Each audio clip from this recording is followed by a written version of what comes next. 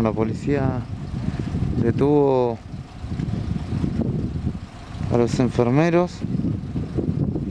Nos decían ahí los oficiales que por pedido del juez y también de la Secretaría de Derechos Humanos.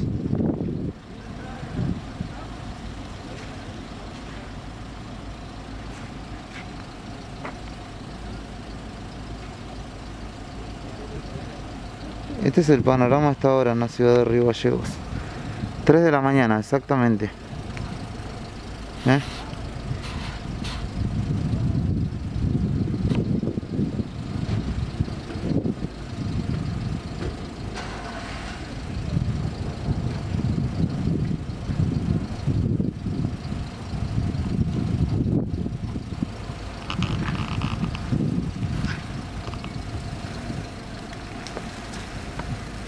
Se llevaron detenido a Karina Ramos, a Manuel Piris.